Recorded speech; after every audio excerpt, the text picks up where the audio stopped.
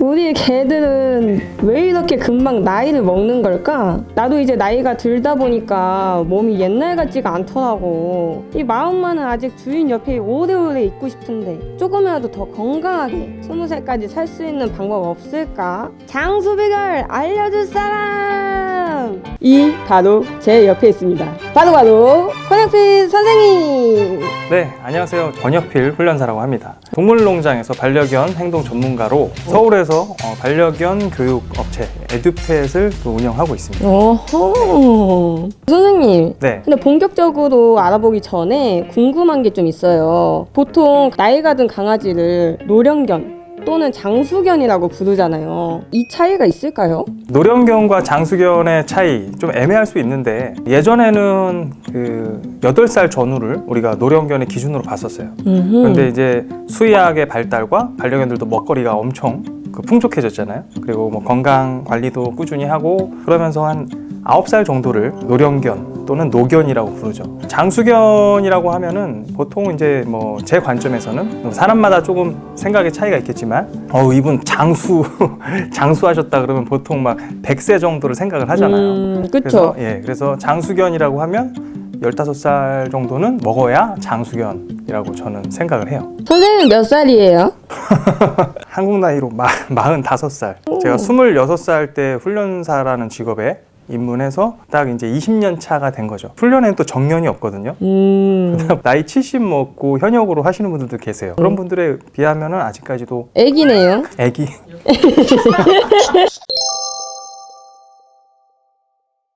노령견이 갑자기 문제 행동을 일으킬 때가 있잖아요. 그런 경우는 어떤 경우죠? 여러 가지 상황들이 있죠. 조금 역설적인데 감각은 쇠퇴하지만 약간 어떤 불안감, 제가 뭐 일반화시킬 수는 없지만 아무래도 이제 신체적인 그 변화들이 오잖아요. 백내장도 오고 감각 자극도 좀 더 이제 퇴화되죠. 청각이라든가 시각, 그러다 보니까 이제 사소한 어떤 그 헛짖음도 좀 많아지는 경향도 있어요. 제가 예전에 키웠던 쪼꼬 같은 경우도 예전에는 이제 제가 제 차가 주차장에 들어오고 제가 내리면 짖진 않았거든요. 근데 이제 9살, 10살 이렇게 나이가 들면서 제 차가 들어오면은 엄청 짖더라고요. 쪼꼬 막 이렇게 이런 목소리를 들려주면 그때 막 꼬리치고 막 엉덩이 흔들고 그랬는데 그때 이제 그 시기에 이제 눈이 좀 뿌얘지고 상황에 대한 인지력 이런 것도 좀 떨어지고 그러다 보니까 그런 상황에서 오는 행동 변화들이 좀 있죠. 그런 거를 보호자님들이 또 문제 행동이라고 생각할 수 있는데 보호자 입장에서 이해는 합니다. 하지만 이제 제 관점에서는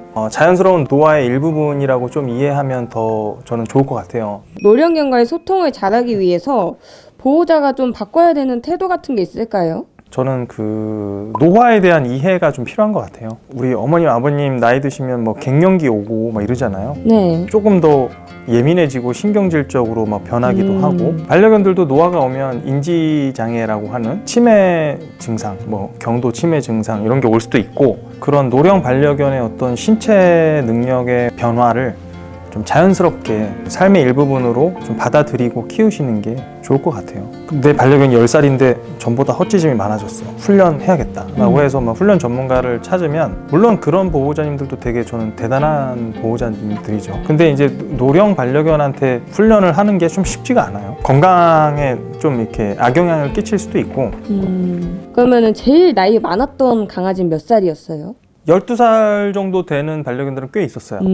배변 교육, 외부인이 집에 방문했을 때 되게 막 공격적인 그런 모습을 보이는 경우들. 제 기억으로는 그 이상은 없었던 것 같아요. 네. 장수견이라고 표현하는 14살, 5살 정도, 16살 정도 되는 개들은 유선 상담이나 이메일 상담이나 방문 상담, 케어 쪽으로 하지. 그럼 15살 정도 되는 강아지들 보호자분들이 유선 상담할 때 보통 어떤 걸 가장 많이 물어봐요? 분리되어졌을 때 나타나는 불안 증상들하고 인지장애로 인해서 나타나는 경계심, 공격성.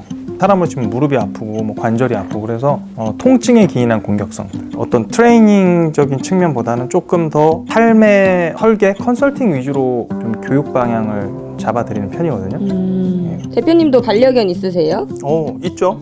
지금 12살 된 이제 반려견 켈리라고 있어요. 켈리는 이제 이탈리안 그레이하운드 견종인데 제가 이제 방문 훈련을 다녔을 때 반려견이 2마리였는데 한 마리는 이제 배변을 잘 가렸는데 켈리는 배변을 잘 못 가려서 방문 훈련을 가서 잘 가리게 됐었죠. 그런데 이제 성격이 그 두 마리가 너무 대비가 되는 거예요. 한 마리는 보호자가 귀가하면 막 뛰어오고 그러는데 켈리는 이제 약간 좀 샤이해서 그러다 보니까 마지막에는 이 보호자분이 저보고 입양을 좀 해달라고 애정이 좀 식은 거죠. 몇 번 고사를 하다가 1살 때 데리고 와서 지금 12살 됐죠. 활동이 왕성한 반려묘 한 마리 키우고 있습니다. 켈리가 12살 노령견이 됐는데 켈리랑 평소 일과는 어떻게 보내세요? 딸아이랑 켈리랑 아파트 단지 산책하고 그런 거가 하나의 이벤트죠. 매일 발생하는 이제 켈리의 이벤트. 산책하고 이런 것도 뭐 시기가 중요할 것 같은데 하루 루틴을 좀 어떻게 짜야 좋을까요? 그리고 보호자님들도 현실이 있잖아요. 그렇죠. 네. 낮에 나가기 어려운 상황이 있잖아요. 일을 나가니까. 근데 저는 가급적이면 노령 반려견들은 좀 햇빛이 있는 따사로운 오후 시간을 좀 저는 권장을 하거든요. 왜냐하면 개들이 정록생명이잖아요. 예, 그러다 보니까 움직이는 거를 밝을 때 잘 보거든요. 이제 움직이지 않고 멀리 있는 것들은 조금 이제 경계를 할 수가 있어요. 특히나 노령 반려견들은. 그래서 오후 시간에 예, 그럴 때 좀 해주면 좋을 것 같고, 유모차, 개모차라 그러죠. 이동할 때는 좀 태우고 가시만 중간중간에 기착지에는 내려놓고 데크나 좀 깨끗한 콘크리트 아스팔트에서는 조금 걷게 해줘서 후각 활동도 제공해주고. 보니까 네. 중간 기착지라는 게 좀 생소한 분들도 있을 것 같아요. 자세히 설명해 주실 수 있을까요? 보통 젊은 사람들은 5km 한 번에 걸어갈 수 있잖아요.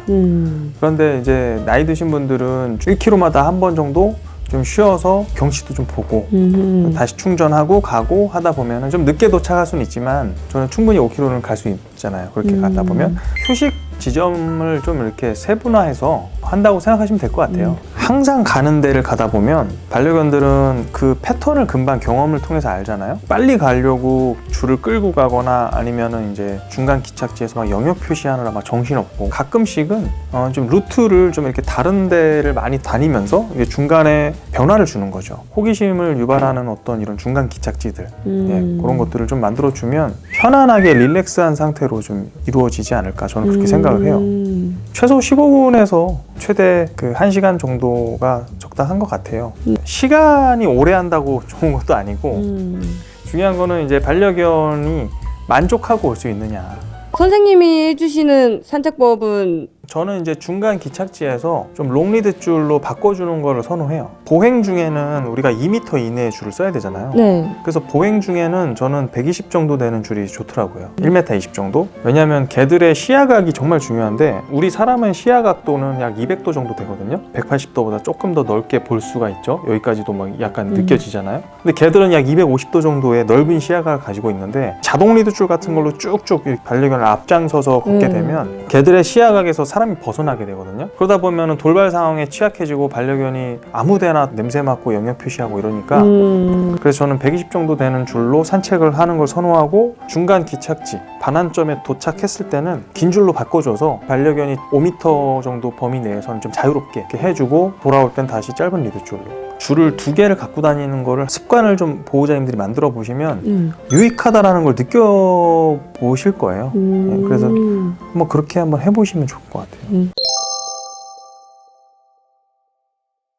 노령견한테도 놀이가 중요할까요? 할머니 할아버지들도 무도회장 가가지고 사교회장 이런 데도 있잖아요. 고스톱 치시고. 그렇죠. 막 모여가지고 그렇듯이 사회적 활동을 하는 거잖아요. 노령 반려견들도 가끔은 이렇게 반려견 놀이터, 캠핑장 이런 데 가서 시간을 저는 보내는 거 권장하고, 보호자님들하고 같이 있을 때는 같이 할 수 있는 놀이들이 있죠. 가장 대표적인 놀이는 이제 로즈워크라고 하는데 후각을 사용한 놀이죠. 집에서 예를 들어서 기다려 시키고 간식을 막 이렇게 책장에다가 숨기는 척을 하는 거죠. 헐리우드 액션을. 근데 딱 숨기고 보호자님이 찾아 했을 때 여기저기 숨긴 것 같은데 거기 어디지? 해서 이렇게 찾으면 그때는 보호자님이 간식을 꺼내줘서 잘했다고 뭐 이렇게 좀 같이 축하도 해주고. 택배 오면 박스, 종이 박스 되게 많잖아요. 엄청 많죠. 네, 그런 거를 한 5개, 6개 모아놓고 기다려 시키고 박스를 일렬로 쫙 깔아놓은 다음에 간식을 넣는 척을 하고 실제로 한 군데만 넣는 거죠. 찾아 하면은 하나씩 다 확인해 보겠죠. 뭐 서랍장, 책장 같은 데로 변화를 줘가면서 하면 조금 더 넓게 찾겠죠.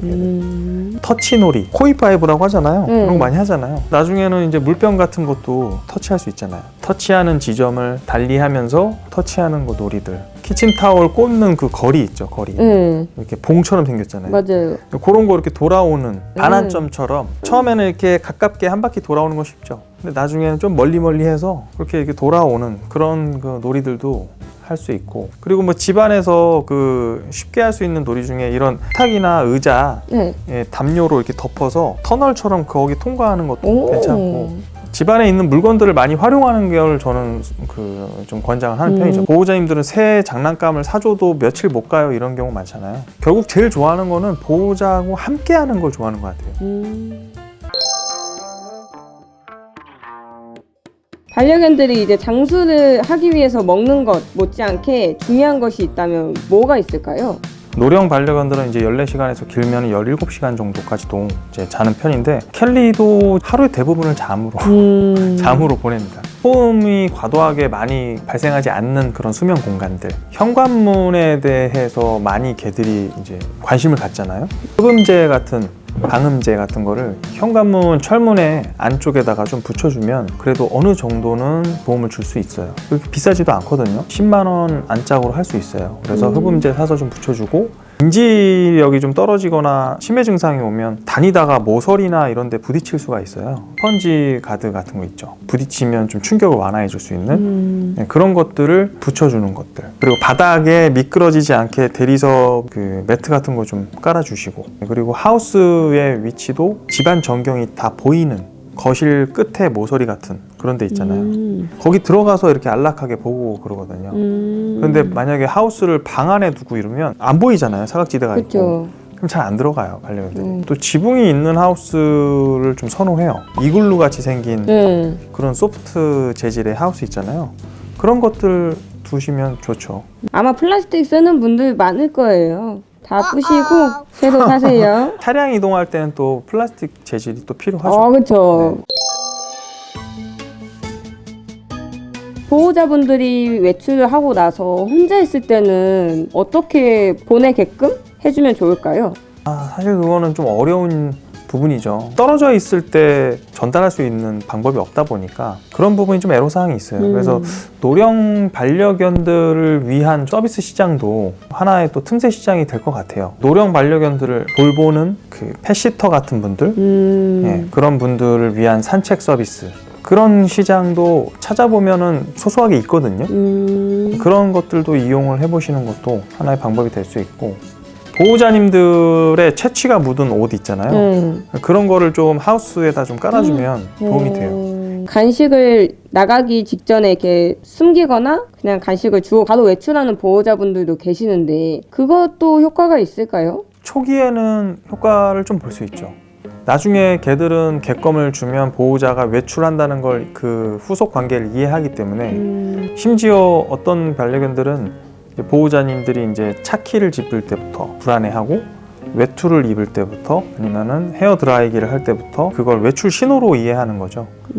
그래서 나중에는 그런 특정 행동을 했을 때 반려견이 뭐 몸을 떤다던가 뭐 낑낑거림, 뭐 이런 다양한 불안 증상들이 나타나죠. 그렇게 안 되려면 짧게 나갔다 들어오는 이 연습을 많이 해보는 게 필요해요. 객검을 주고 쓰레기를 버리러 나갔다 오는 거죠. 분리수거 이런 것들, 아니면 편의점. 반려견 입장에서는 보호자님이 또 들어왔네? 네, 그러면 불안해하지 않을 수 있잖아요. 반려견의 정신 건강이 장수랑 또 관련이 있다는 의견도 많던데 실제로 이 반려견의 심리적 안정이 수명에도 영향을 미칠 수 있나요? 저는 간접적으로 어느 정도 영향은 있다고 개인적으로 생각을 해요. 왜냐하면 제가 예전에 방문훈련을 많이 다녔을 때 정말 개선이 안 되는 친구가 하나 있었는데, 그 친구의 주거 환경이 강남역의 한복판이었고 아래층에 유흥주점이 있었거든요. 보호자님이 자영업을 하다 보니까 밤에 나가시는데, 밤에 술 먹는 젊은 사람들이 막 떠드는 소리가 다 들어오더라고요, 집으로. 그렇죠. 커튼을 치면 이런 불빛들도 약간 이런 게 느껴지고, 수면 시간에 너무 이렇게 시끄럽고 이러니까 잠을 푹 잘 수가 없는 그런 환경. 그래서 이 친구가 밤에 그렇게 사고를 많이 치더라고요. 그래서 저는 그때 이렇게 내가 훈련을 이렇게 했는데도 왜 이렇게 개선이 안 될까. 근데 지금 생각해 보면 그런 환경적인 부분이 되게 큰 것 같아요. 충분하게 안정감 있게 휴식을 취할 수 없는 소음에서 오는 스트레스, 너무 과도하게 소음에 노출되지 않고 그런 환경에서 좀 생활을 해야 심리적인 부분도 좀 편안해지고 장수와도 어느 정도 연결되지 않을까. 노인 반려견이랑 혈기왕성한 뭐 어린 강아지랑 같이 사는 집도 많더라고요. 근데 이렇게 함께 키우는 다견 가정의 경우에 이렇게 안 맞는 애들 있잖아요. 이럴 때는 둘의 관계를 어떻게 정리하고 각각 케어를 어떻게 해주는 게 좋을까요? 좋은 질문인데 예를 들어서 우리 집에 어르신 한 분이 계시고 8살 된 아이가 있어요. 계속해서 8살 된 아이가 막 귀찮게 하고 놀자 그러고 자기랑 실내에서 막 공놀이 하자 그러고 그러면은 만족이는 어떻게 하실 거예요? 때릴 것 같아요. 보통 보호자님들이 노령 반려견 키우다가 언젠가는 이제 무지개 다리를 건널 거를 예상하고 또 혼자 있을 때 너무 무료해 하는 것 같아서 어린 반려견을 입양하는 경우가 있어요. 근데 이게 나이 차이가 너무 많이 나니까 어린 반려견은 보호자한테 엄청 애교도 많이 부리잖아요. 이 노령 반려견은 저런 모습을 보면서 사람으로 비유하면 상대적인 박탈감?